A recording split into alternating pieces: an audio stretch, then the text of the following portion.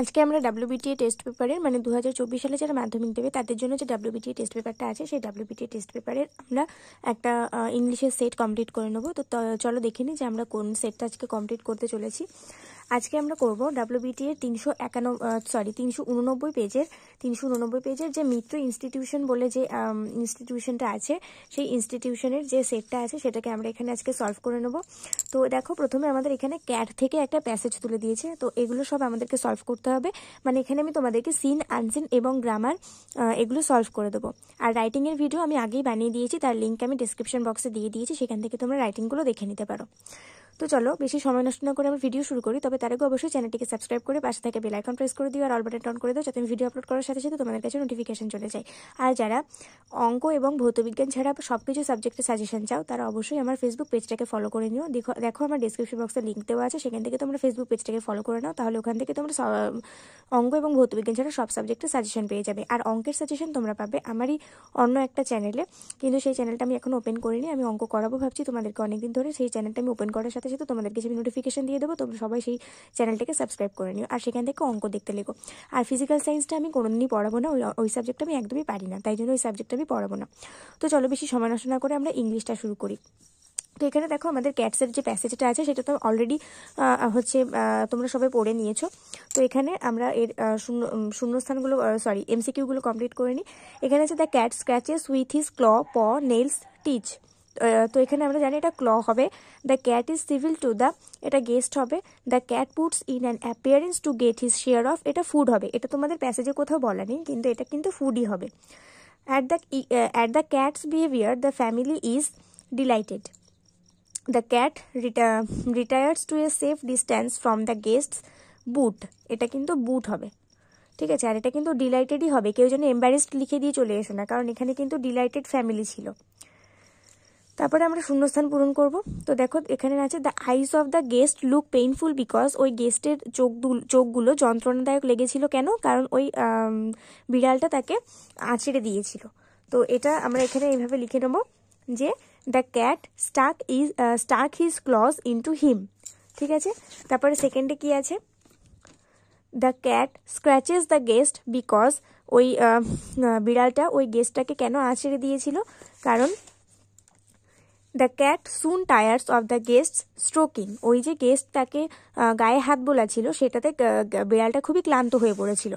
তারপরে কি আছে, the cat moves to a place quite far from the guest's boot because, তো এটা কি লিখবো, ওই বিড়ালটা কেন গেস্টের বুট থেকে অনেকটা দূরে গিয়ে বসলো, কারণ he wanted to eat his food safely, সে তার খাবারটা নিরাপদভাবে খেতে চেয়েছিল।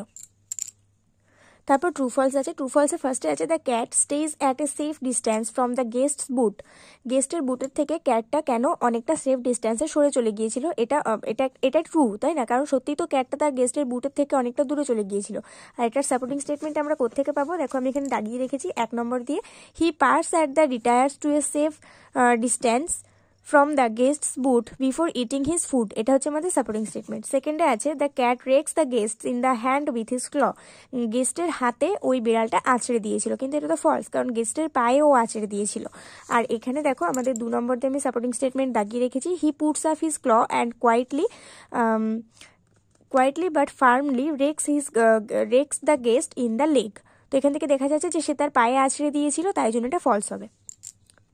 নেক্সট পেজে সবাই দেখতেই পাচ্ছ এখানে the my own true family থেকে আমাদেরকে একটা প্যাসেজ তুলে দিয়েছে, আর এখানে MCQ দিয়ে দিয়েছে the poet was alerted by এটা ড্রিম হবে। The word swear means to make a promise, swear করা মানে হচ্ছে একটা প্রতিজ্ঞাবদ্ধ হওয়া। When the poet saw an oak tree felled he must plant 2 trees. The poet saw a dream beneath the boughs. তারপর question আছে, what did the poet realize coming out of the oakwood, oakwood থেকে বেরিয়ে আসার পরে poet কি realise করেছিল, তো এটা আমরা ভালোভাবে লিখে নিয়েছি। দেখো এখানে আমরা লিখে নিয়েছি in Ted Hughes poem my own true family, Ted হাজেসের পোয়েম মাই ওন ট্রু ফ্যামিলিতে দেখা যাচ্ছে when the poet came out of the oakwood, যখন ওই কবি ওক জঙ্গল থেকে বেরিয়ে আসলেন, হি সেইড দ্যাট, তিনি বলেছিলেন যে his walk was the walk of a human child, তার হাঁটাটা একদমই একটা মানুষের অপত্যের মতন হাঁটা ছিল। But his heart was a tree, কিন্তু তার হৃদয়টা একটা গাছ হয়ে গিয়েছিল। বাই দ্য এক্সপ্রেশন, এই ভাবের মাধ্যমে দ্য পোয়েট মিন্ট দ্যাট, কবি বোঝাতে চেয়েছেন যে though he remained a human being by appearance, যদিও তিনি আকৃতিগতভাবে একজন মানুষের মতনই দেখতে ছিলেন, he felt himself to be the one, তিনি নিজেকে এমন একজন অনুভব করছিলেন, belonging to the tree family, নিজেকে তিনি গাছের পরিবারের মধ্যে থেকে একজন হিসেবে নিজেকে তিনি ফিল করছিলেন। অ্যাজ হি কুড রিয়েলাইজ, যেহেতু তিনি বুঝতে পেরেছিলেন, the pain of the oak trees when they were felled by the human beings, কারণ তিনি সেই সমস্ত ওক গাছের যন্ত্রণা বুঝতে পেরেছিলেন যারা মানুষদের দ্বারা আপরুটেড হয়ে যায়, যাদেরকে মানুষদের দ্বারা কেটে ফেলা হয়। তো এটা ছিল আমাদের ফার্স্ট কোয়েশ্চেনের আনসার। সেকেন্ড কোয়েশ্চেন আছে, what plight did the oak trees have to suffer, oak ট্রিজদেরকে কি কি যন্ত্রণা সহ্য করতে হয়। তো এগুলো আমরা কিভাবে লিখব, এটা লিখব in Ted Hughes's poem my own true family the oak trees were chop down and torn up. Ted Hughes's my own true family কবিতাতে ওক গাছগুলোকে চেরাই করে ফেলা হয়, অ্যান্ড টর্ন আপ, তাদেরকে ছিঁড়ে ফেলা হয়।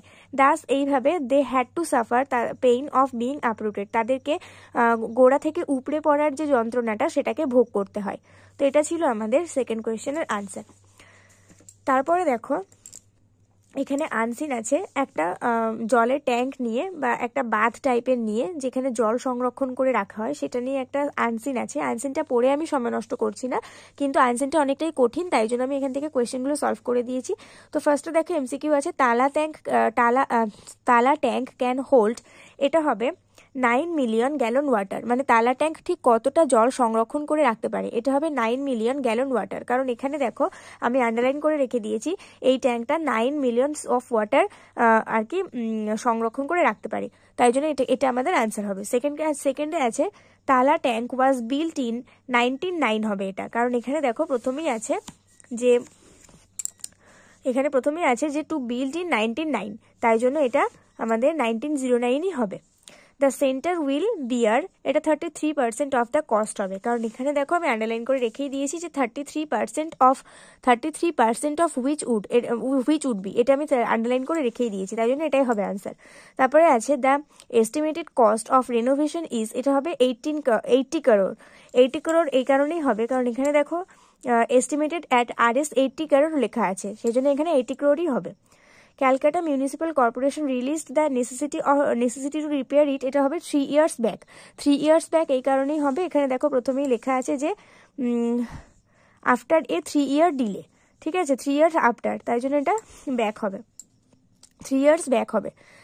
তালা tank is on BT road, বিটি রোডের ওপরে তালা ট্যাঙ্কটা রয়েছে, এখানে দেখো লেখা আছে বিটি রোডের ওপরে তালা ট্যাঙ্কটা রয়েছে, তাহলে এখানে এমসিকিউগুলো সব বোঝা গেল যে কেন কিসের জন্য হলো। তারপরে আমরা ট্রু ফলস দেখবো। ট্রু ফলসের এখানে আছে the tank was commissioned on November 18, 1919, তো এটা ফলস হবে, কারণ নভেম্বরের 18 তারিখটা তো ঠিক আছে, কিন্তু 1919 সাল দেওয়া আছে, এটা কিন্তু 1909 সাল হবে। আর এই সাপোর্টিং স্টেটমেন্টটা আমরা কোথা থেকে পেয়েছি, এখানে দেখো সাপোর্টিং স্টেটমেন্টে লেখা আছে যে sir Edward Baker, lieutenant governor of undivided Bengal, commission the tank on November 18, 1909।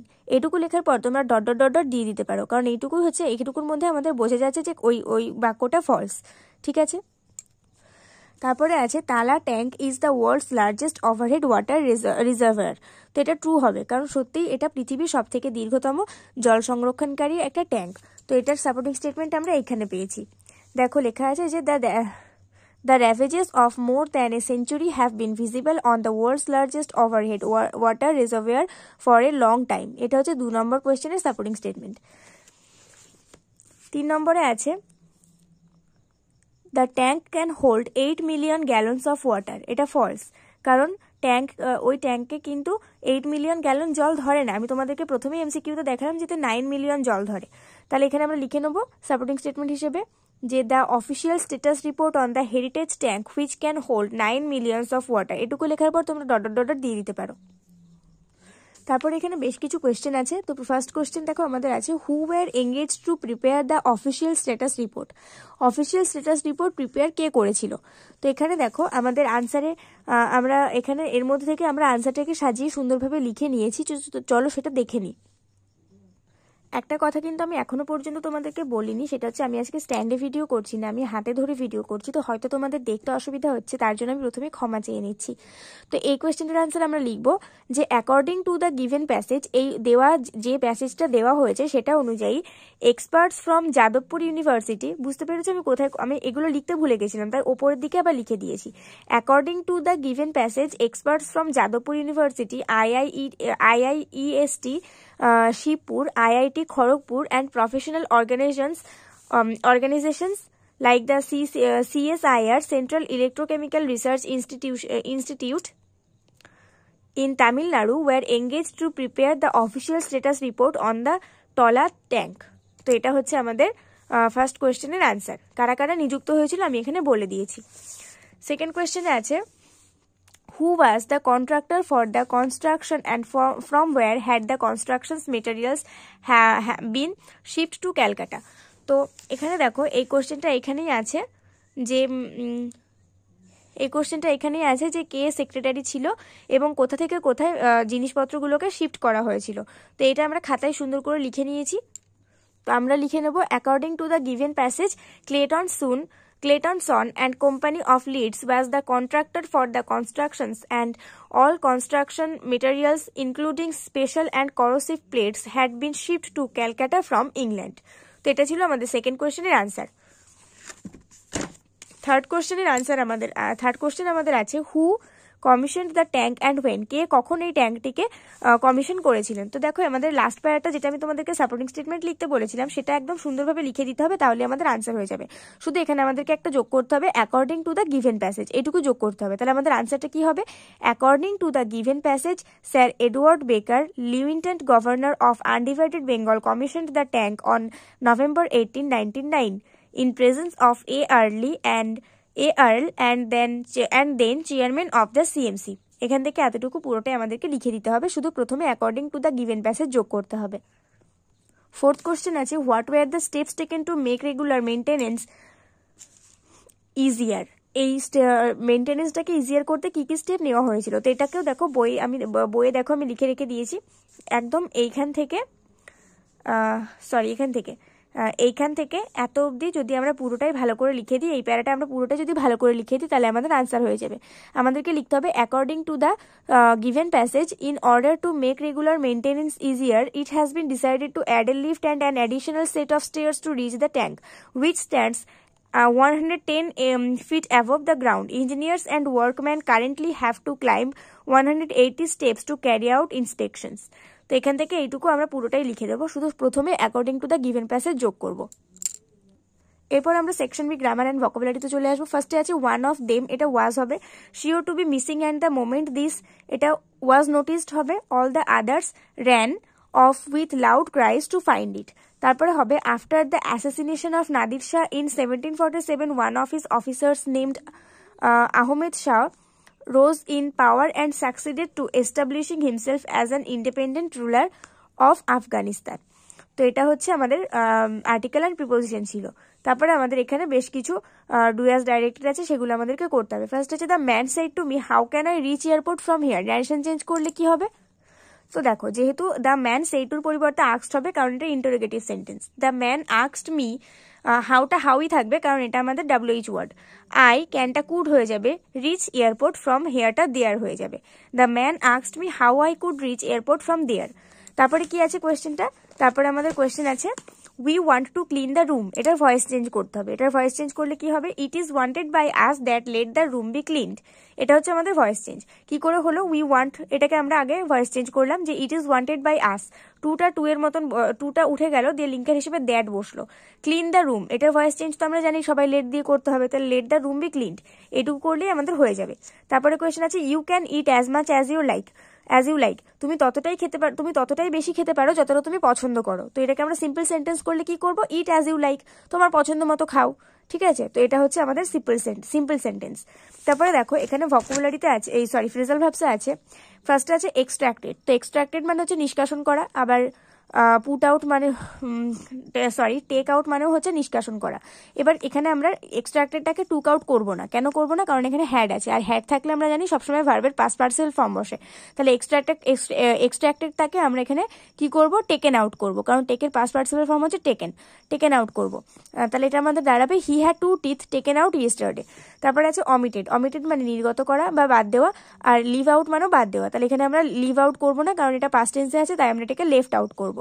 তাহলে কি হবে? Very important point has been left out from the paragraph. তারপরে আছে এসকেপ্ট মানে হচ্ছে পালিয়ে যাওয়া, আর রান অ্যাওয়ে মানেও পালিয়ে যাওয়া, কিন্তু এখানে পাস্ট টেন্সে আছে, তাই জন্য আমরা এটাকে র্যান অ্যাওয়ে করে দেবো। তাহলে কি হবে? He ran away from home when he was 6। তো এখানে আমরা এবার ভোকাবুলারিগুলো করে নেব। প্রথমে আছে ডিভাস্টেশন মানে হচ্ছে বিধ্বংসী বা বিধ্বস্ত। তো আমরা জানি র্যাভেজেস মানেও বিধ্বস্ত, আর র্যাভেজেস কথাটা আমাদের এইখানে আছে, দেখো এই যে এখানে আছে র্যাভেজেস, ঠিক আছে, তাই এটা র্যাভেজেস হবে।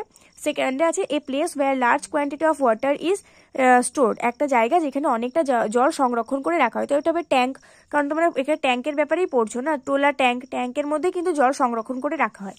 থার্ডে আছে empower of a person to do some service, কিছু একটা করার জন্য কোনো মানুষকে নিযুক্ত করা, তো এটা হবে এঙ্গেজড। আর রিপেয়ার মানে হচ্ছে পুনরায় কিছু একটা করা, তো এটা হচ্ছে রিনোভেশন। আর রিনোভেশন কথাটা কিন্তু এইখানে আছে, এই যে রিনোভেশন, আর এঙ্গেজড কথাটা এইখানে আছে, এঙ্গেজ।